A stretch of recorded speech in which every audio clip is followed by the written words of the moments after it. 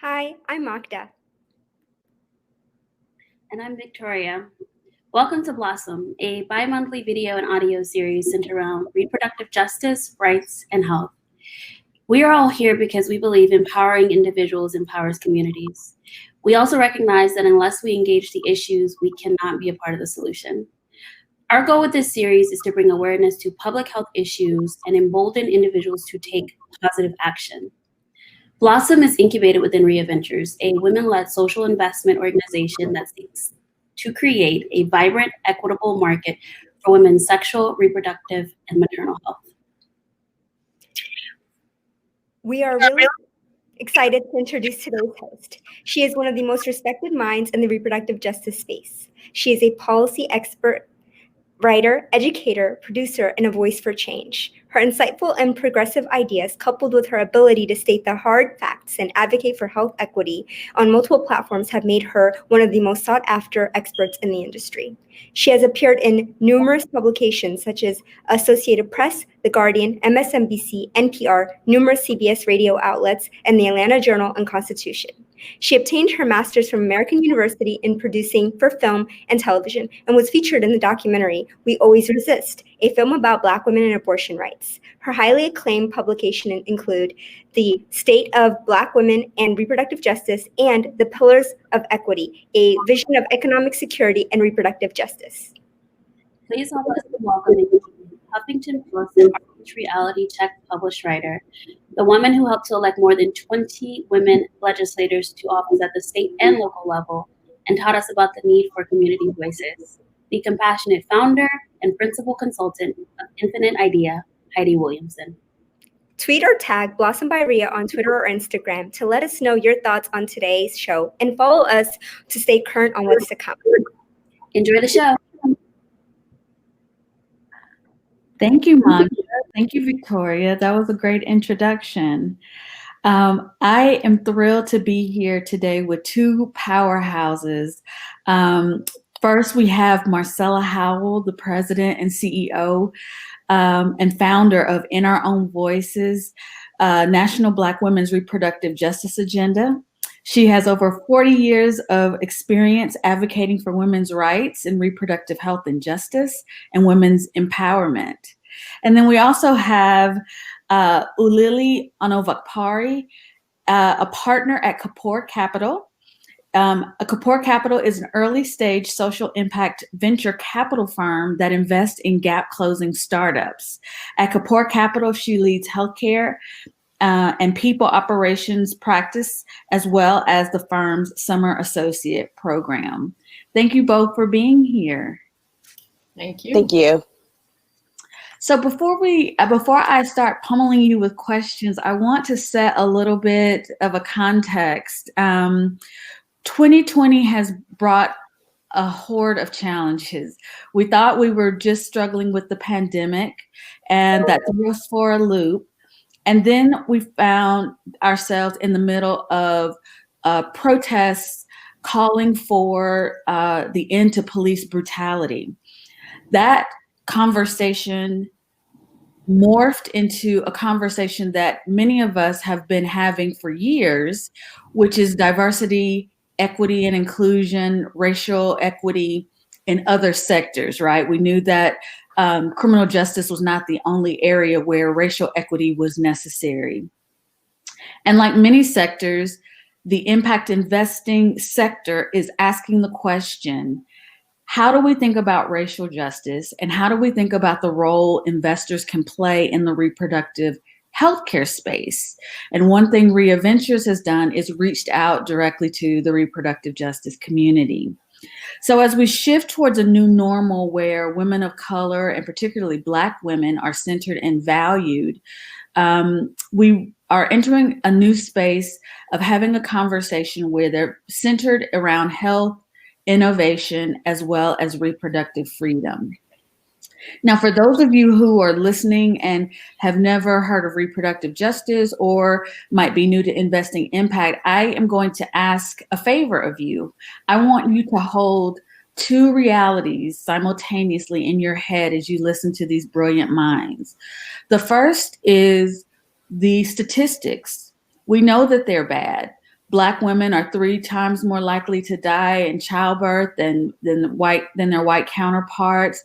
Black women have disproportionate higher rates of HIV rates, STIs, unintended pregnancies, and we also have startling disparities among infertility. So hold that as one reality, but also hold as the second reality that Black women are innovators. Black women are problem solvers. Black women are part of the solution and have voices that need to be heard and lifted up, and most importantly, invested in. And when you hold those two realities together, sometimes it can feel like there's a tension, but the reality is you bring in new partners and you open up your world of possibility to really come to a new space where we're talking about innovation and reproductive freedom. So we're going to start our conversation today talking about the differences between the sectors. We're going to highlight tensions, but also talk about possibilities and the roles that investors can play in ensuring reproductive justice for all. So we're going to dive right in. Lily, I'd like to start with you because as a Black woman in impact investing, how do you see your role in changing the world? What is impact investing? And for people who are new to impact investing, what does it mean to you to do your job, do it well, and change the world for the most vulnerable women? Yeah, so I mean, I would say the standard definition of impact investing is investing with good in mind. Folks have also called it double bottom line investing. So for financial return as well as for social gain. For us at K4 Capital, we very specifically define it as investing in tech businesses that close gaps of access and or opportunity for low-income communities and or communities of color. So while you mentioned, I think a renewed focus on racial equity, for us, that has always been a part of our thesis. And for me, I mean, it's a part of my identity. So everything that I approach, it is with any investment I approach it is with that racial equity and equality in mind. And so how that plays out itself is we feel like it is important if you are investing in solutions for communities to have individuals from those communities as a part of your team. And that is the only real way to build insight and to build products that are truly for those communities. So we encourage our companies with our founders' commitment to make that pledge to have the diversity of their team reflect the diversity of their customers. Wonderful. So that leads me to you, Marcela, and why the reproductive justice approach is so important to the work that people like Ulili do when we talk about innovation and we talk about technology. Can you tell us what reproductive justice is and why it's essential to this conversation? Sure, Heidi.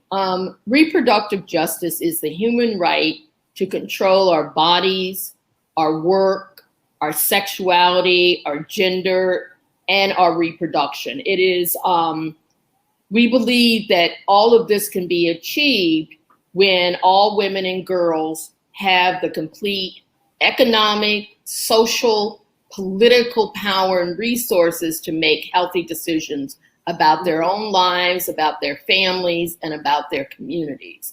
In short, when you approach anything, any issue from a reproductive justice perspective, what you are doing is looking at the intersections of race, gender, class, sexual orientation, and gender identity with the situational impacts of economics, politics, and culture that also factors into the lived experiences of Black women.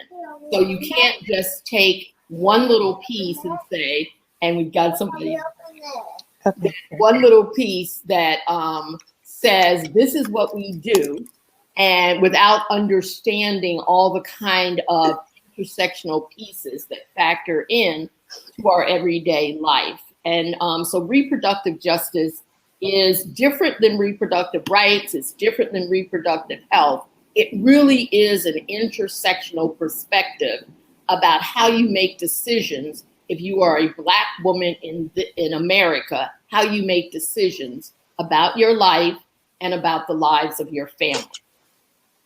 Wonderful. So when you think about reproductive justice, particularly as it comes to the world of impact investing and technology and innovation, Marcela, what comes to mind for you as impact investors need to know about Black women and engaging in innovation and technology? Well, I think that one of the things that comes to mind for me is that if you understand the intersectional, the situational pieces that make up a Black community, then you look at investment as a way to help communities build power, to help them be self-sustaining, to help them have avenues to healthy environments, to clean air, to clean water, to make sure that there are grocery stores that provide vegetables and fruits and other kinds of healthy foods that you need to sustain your families, that you have investments in healthcare.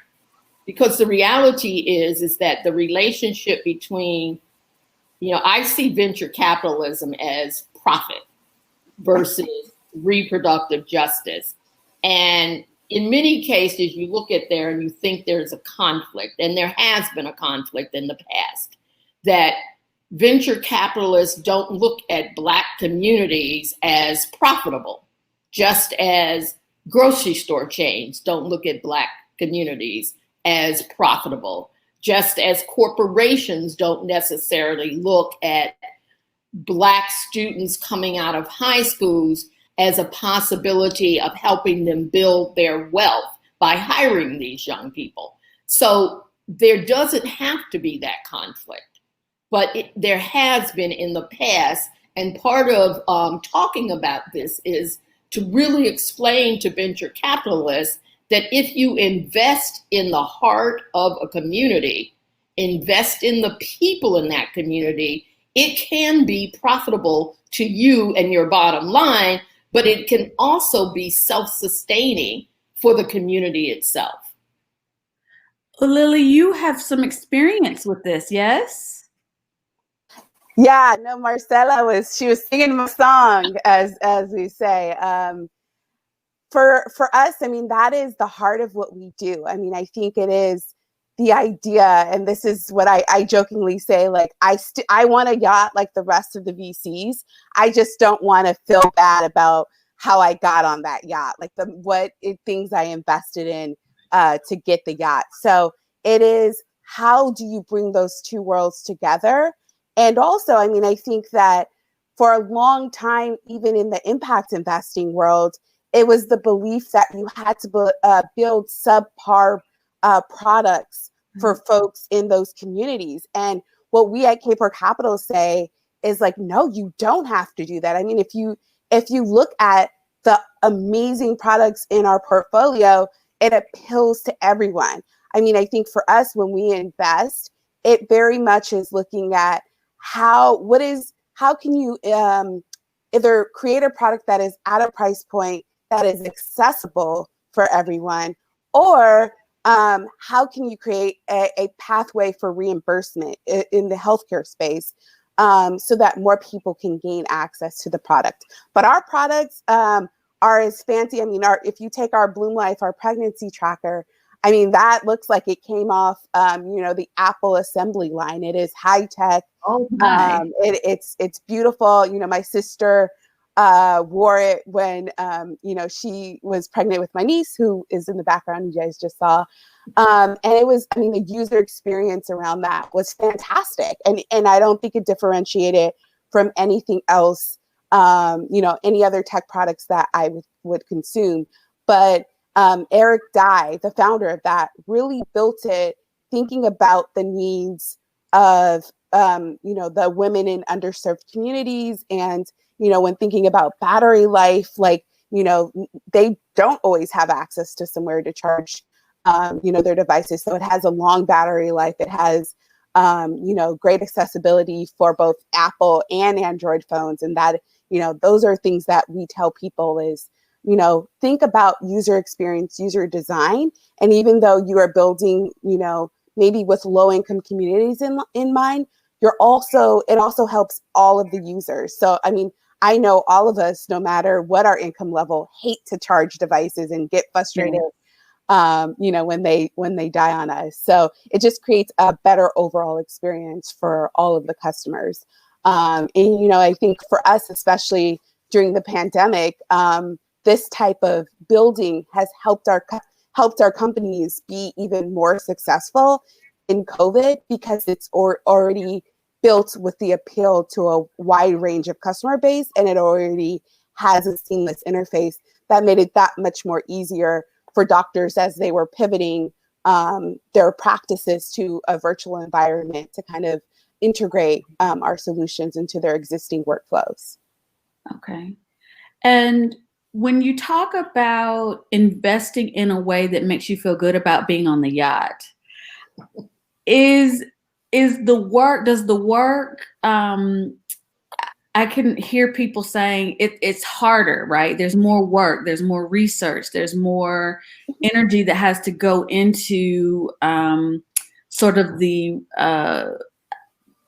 paperwork or the investment knowledge, the investor knowledge, educating the investor about social good and products that do social good. Have you found that to be the case? That there's more investment sort of on the front end of making people more aware than a typical investment? Yeah, no. So for me, I classify myself as a previously poor person. So I grew up in Hunters Point, around the time when there were still Black people in San Francisco. And so I am from that community. My mom, got the box food, we ate government cheese, as they say. And so my lived experience is that experience. My family members, some of them are still living that experience. So it's very close to me. So when someone comes in and says like, we're trying to get to the moms who, for them, $10 extra a month is even a hardship. And I'm like, I know that was my mom. Like, I remember getting sick and there was a medicine that would have, helped me. And it was $5 a pill, and there was 3 pills. And my mom had to call up relatives, and we had government Medicaid, and it didn't cover it. So I just remember her calling up folks to try to get that funding. And so for me, it's my experience, but I know for a lot of other people, it's not. And I think it is the willingness to put in. There is a bit extra work on the front end to understand what are the challenges, and not only the economic challenges, the access challenges that those communities face. I feel, however, is so much of our work as investors is to be knowledgeable about markets.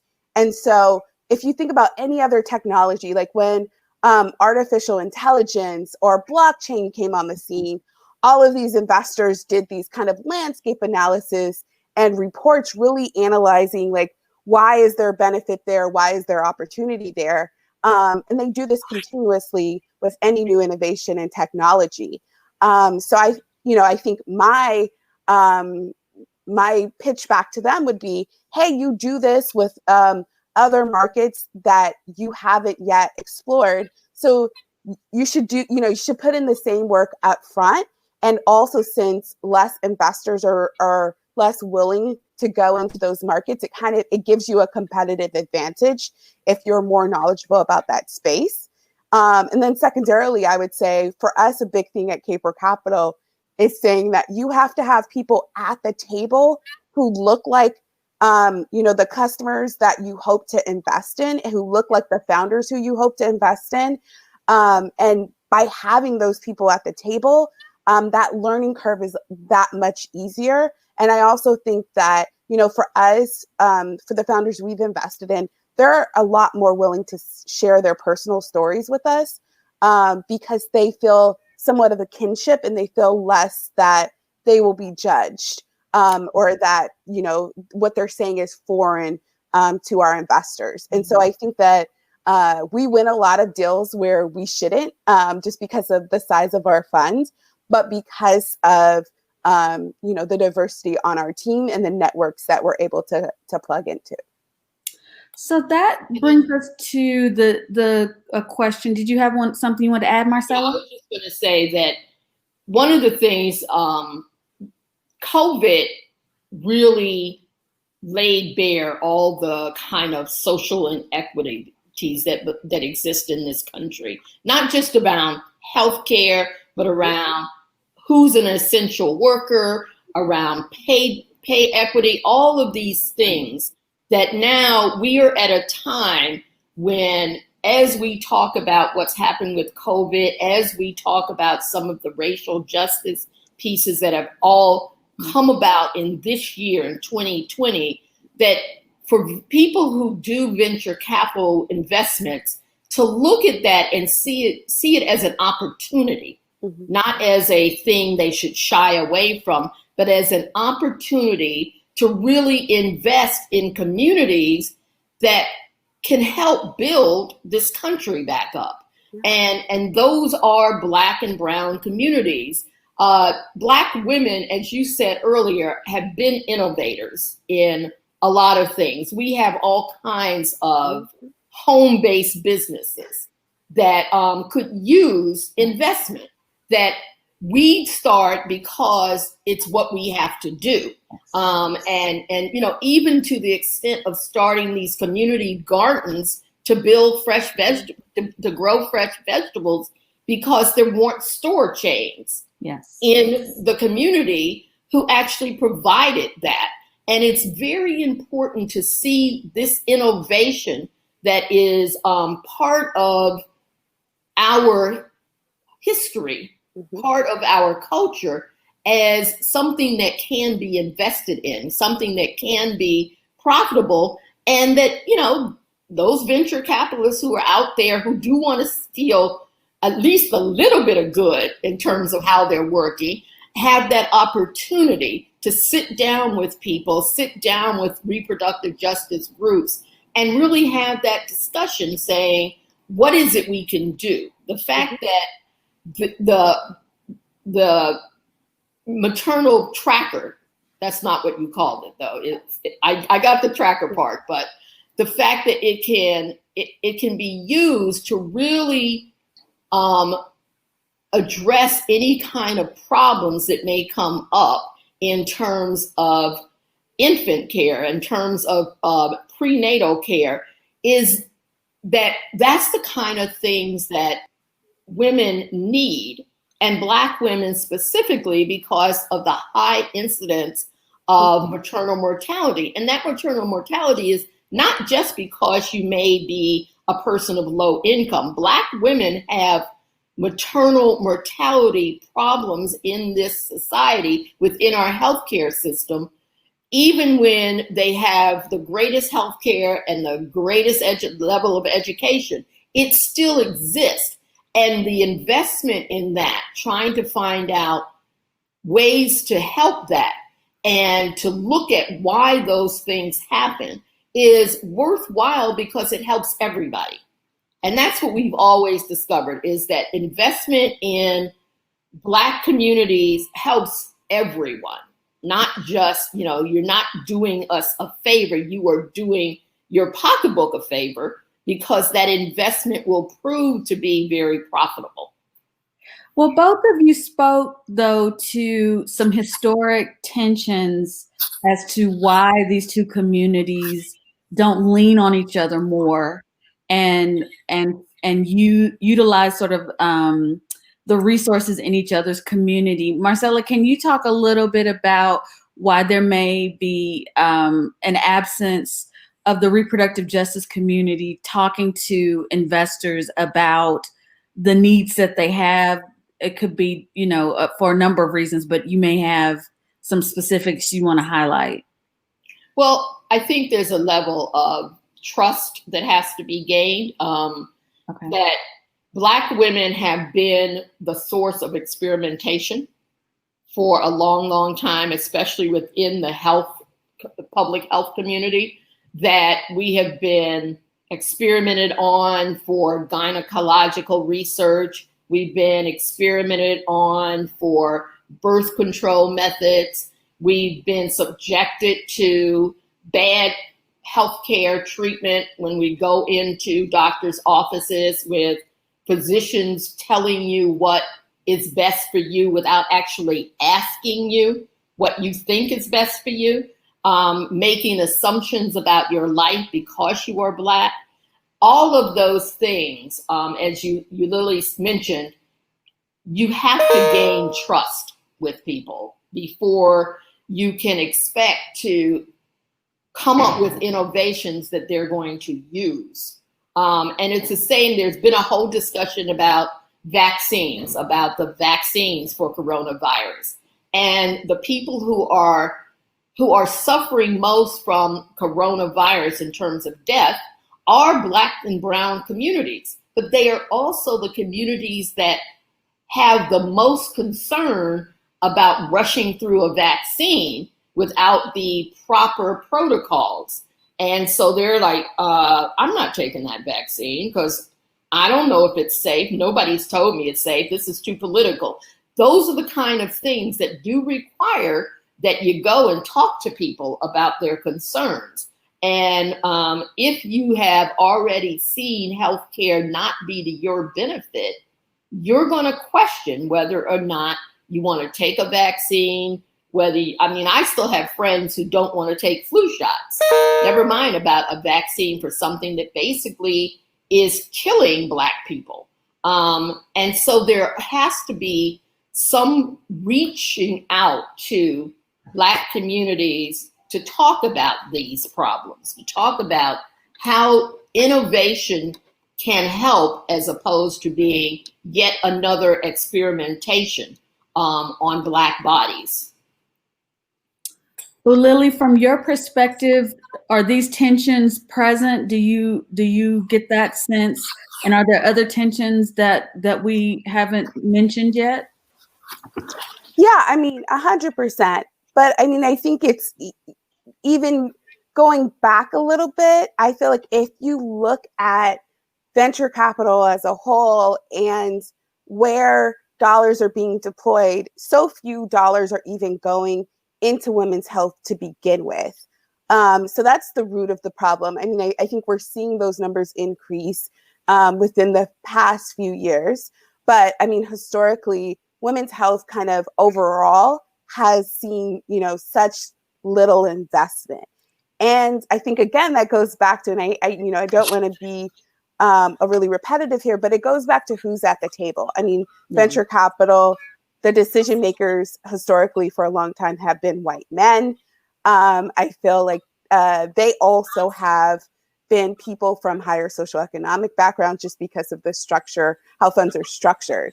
And so I just remember, we've had so many female founders who are building the space come and say, I presented my business, it's to an all-male team, and the investor told me, oh, I'm going to go get feedback from my wife about the company.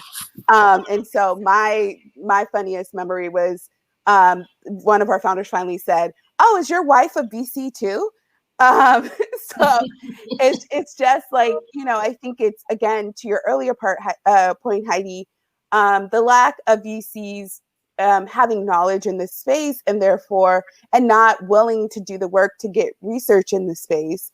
And therefore they just don't deploy those dollars in this space.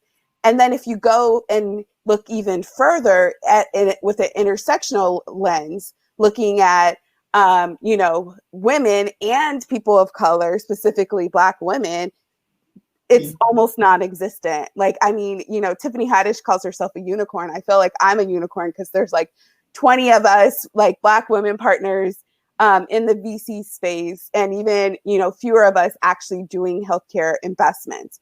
So I think it's just who are those decision makers, and even more so, it's like how are those dollars being deployed? Because people are building the companies. Women. I always say, my family is Nigerian. For me, it's like when I go back to Nigeria, it's like the height of innovation. Like you can do all of your shopping before you even get to the supermarket because everyone is selling everything on the store. Everyone's, has all these side businesses. And so I'm like, no, like communities of color are like the most entrepreneurial because we've had to have, one job never paid our bills. So we had to have this side hustle. We had to build things because we didn't have access to those other larger, the established ecosystem. And so because of that, the existing investors kind of have to shift their mindset a little bit, not just around what is investable, but also who is investable. And I think those two big cultural changes need to happen before we see more dollars going into that space. And unfortunately, I think that, we've seen increased investment in communities of color, but it still hasn't made its way to the reproductive justice space. So Marcela, how do we center women in these conversations? Give us some of your thought leadership. This is like the juicy, what are some of the nuggets we can steal away from you? We want to center women, but what is the best way to do it without exploiting women, as you've already talked about, and really make sure that their voices are heard? Well, I think that venture capitalists have to sit down with Black women and have these conversations. What does your community need? What does your family need? What do you need? What kind of things can we do? And because what's interesting is, Black women only make 62 cents for every dollar a white man makes. That's right. Regardless of education and stuff. And that's a big issue. So you have to think of, what do you spend your dollars on? What can you do? What can we do to make your dollars stretch for your family? But we live in communities that have, problems with getting mortgages to fix up your house, getting city services to make sure that the streets are taken care of and you don't have potholes, to make sure that you have, as I said, grocery store chains that provide economical goods. But to also look at what people are doing as entrepreneurs to make their lives better as well.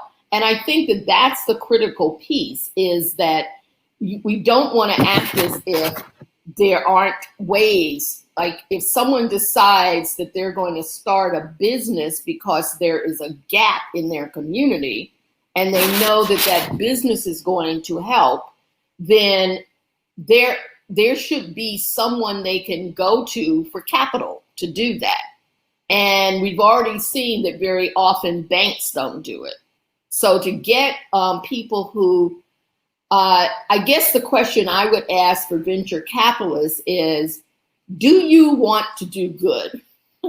And if the answer is yes, then we should talk. We should sit down and talk, because that says, okay, you want to do good. And I'm saying that by doing good and investing properly, you can also make a profit.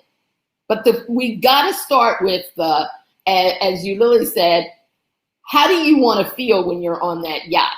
And if you want to feel like you did good to get it, then we should sit down and talk. They should sit down and talk to reproductive justice organizations. They should sit down and talk to Black women who know who the innovators are in their communities and who know what kind of things are needed. And it's not, I was reading an article where they said even when Black women make the same amount as white men, they spend their money differently. because of the communities they live in and what they see is needed in their family. So that if you live in a community where there is a retail desert, you're not going to buy as much. The good thing now is you can buy online almost anything, but it still means that. I mean, it means figuring out what you need in your community. And so a lot of Black women are selling their goods online now because, you know, it's easier and because they can basically make a living doing that in terms of things that they make and sell online that people will buy. But in order to put them into stores where people will come, they need investment. So it is online, and how you then scale up that business requires investment. That's where venture capitalists come in. And I think that that's the piece. It's called sitting down with Black women in Black communities and asking them, having discussions, walking around the community and seeing what's needed. You can't ask Black women to come into your big fancy office and you get a sense of what's needed. You've got to go where they are. You've got to go and walk around that community and say, I see opportunity. I see things that I should be investing in your business because there's opportunity for growth here. And I think that that's what we're looking for, because as I said, reproductive justice is about all those intersections. It's just not about healthcare only. It is about the intersections of how we get to live our life and make decisions about how best to service our families. And so that does mean looking at the economic pieces, looking at the political pieces, looking at the cultural pieces that exist in our communities. And I think people who want to invest have to understand that. They have to come where we are and see what our communities look like and what things we think will help to grow it. And I think that's the piece that's always missing is people think, you know, look what happened when students had to work at home, to go to school at home.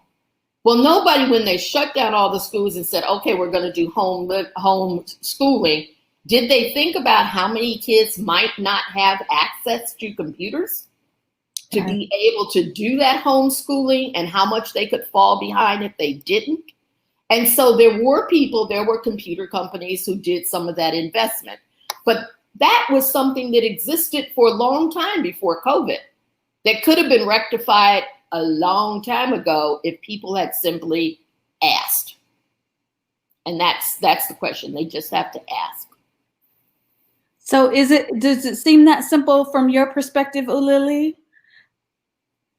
Can venture capitalists just sit down? I mean, pretty much. Feels simple, but is yeah. I mean, the only thing I was going to add is like to not be extractive. I mean, I think that that's the thing, is that oftentimes they do come into the communities and they take the ideas and then they go build it and they cut the communities out of the equity that results from it. And so when you were speaking, I was like, yes. I was like, basically, I would just boil it down to pay Black women. Like, I mean, I think that's the thing. It's too often we are brought into the conversation and it's like, we care. And then you go build it. And it's like, yes, we're happy to get a seat at the table.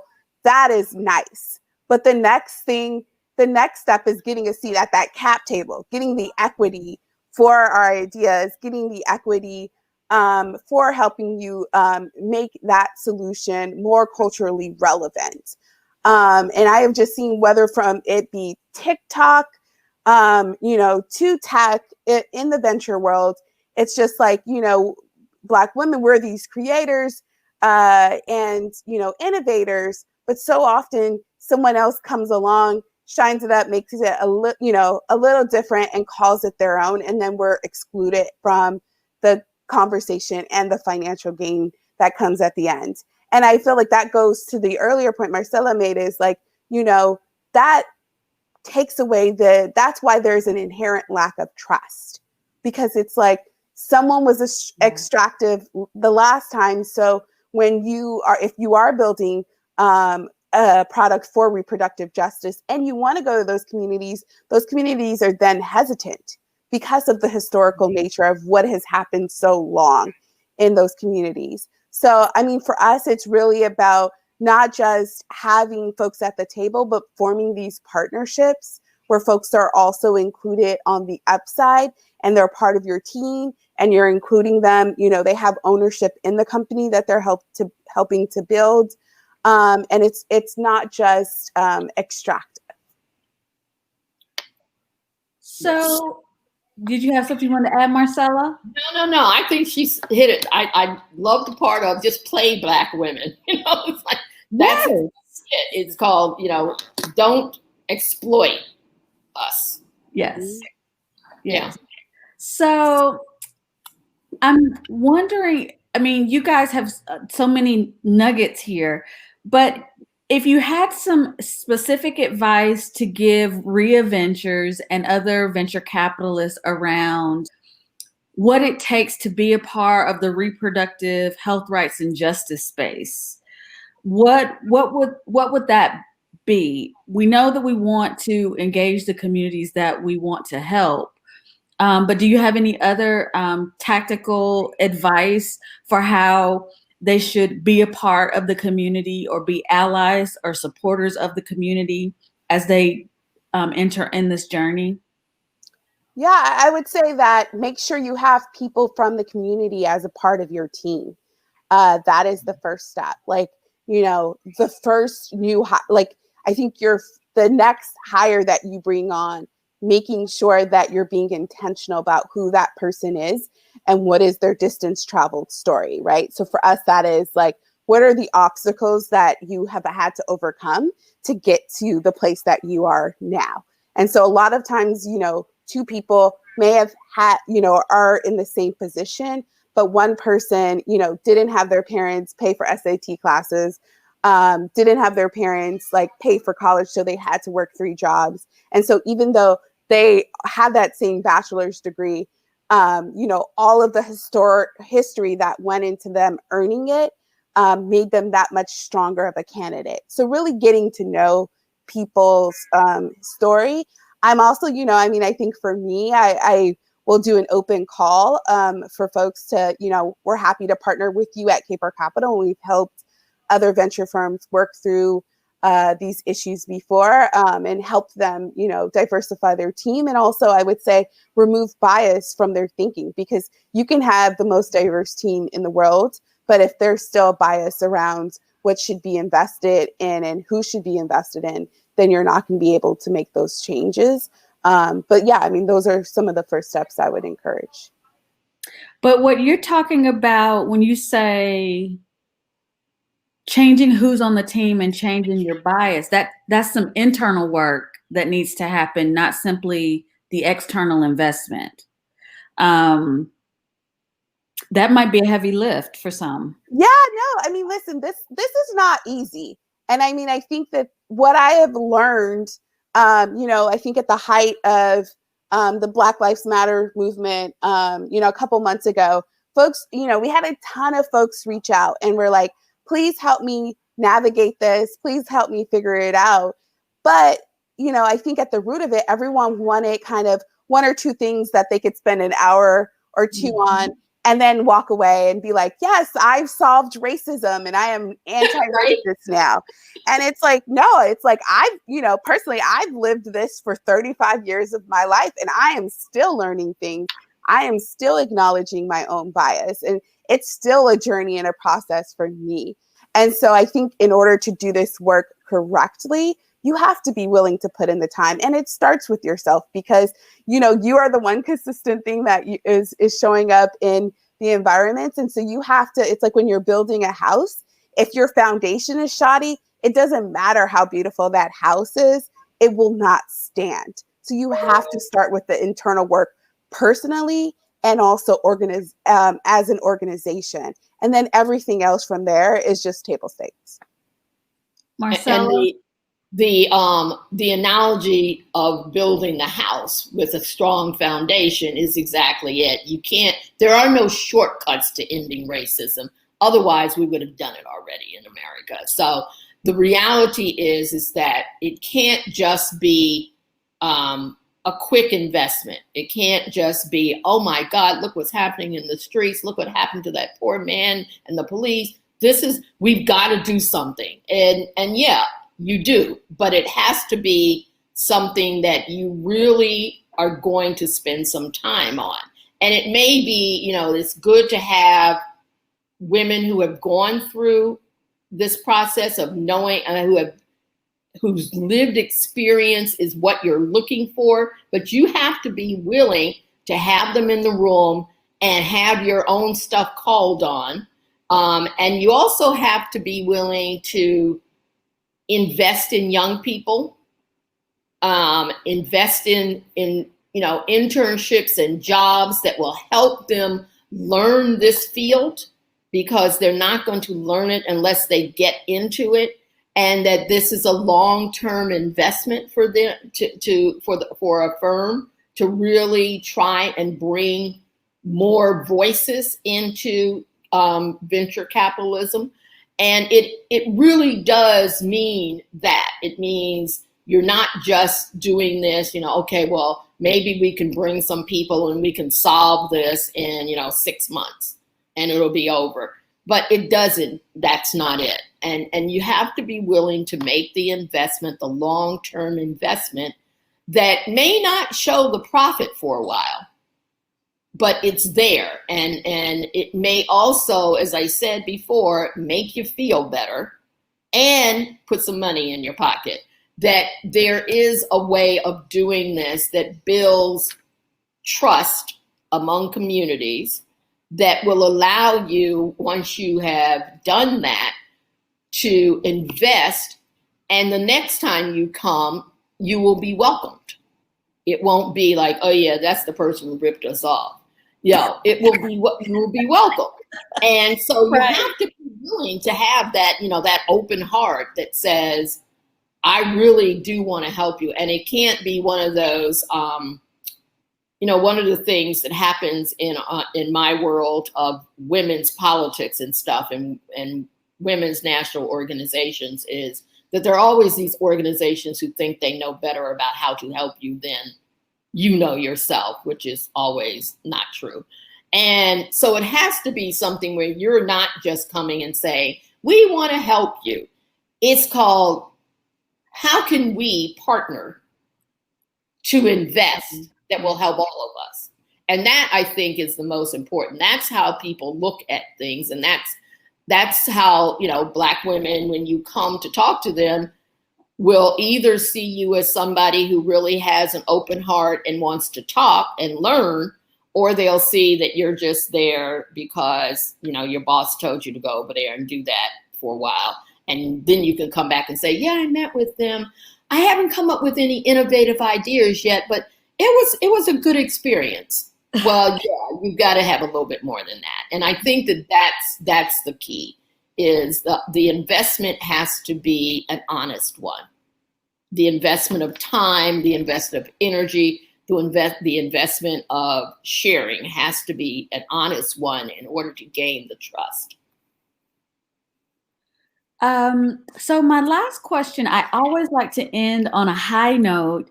My last question is, tell us what you're optimistic about.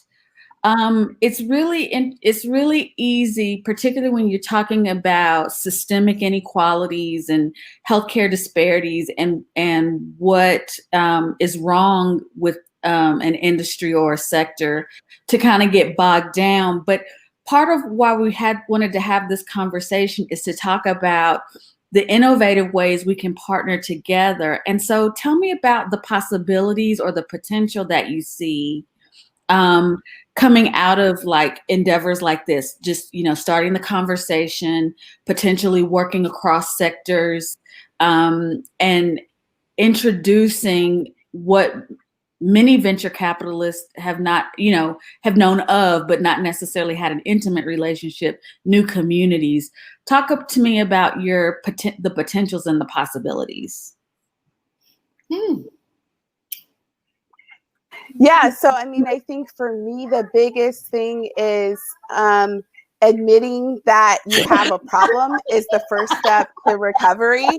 And so the fact that we're even, I love that. the fact that we're even having this conversation, I think is a start. So going forward, I think you have to start somewhere, and we're at a starting place. And so hopefully it'll just get better from here. Okay.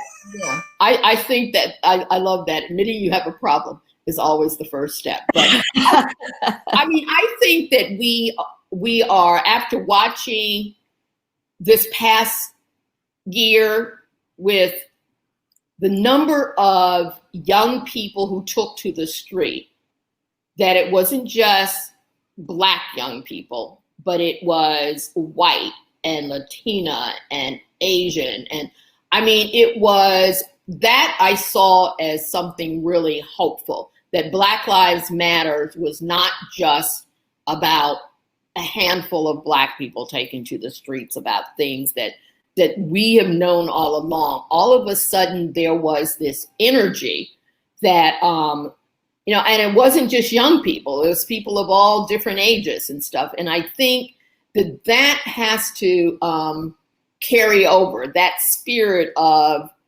working on change, I think is what I see as the next step, as innovation, and what gives me sort of pride in seeing that their change is possible, was because of watching that they're out of all of these things that happen, you know, the deaths of young Black men, COVID, all of this has sparked this sense of wanting to change things and to make things more equitable, and to do things in teamwork and not just to divide. And I think that is the thing that is really impressive about 2020 as we move into 2021.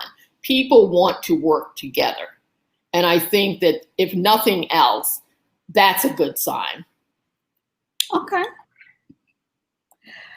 So that was my last question. We are so grateful to have the two of you here. For those of you who'd like to join us, our final session, Moving Companies on Reproductive Health, a conversation with activists, starts in 30 minutes. During the break, for people who want to continue the conversation with Uriri and Marcela, you're welcome to join us for a question and answer period. And I know they said something that titillated your senses and got you thinking. Please join us. Click on the sessions tab outside the main stage, and we will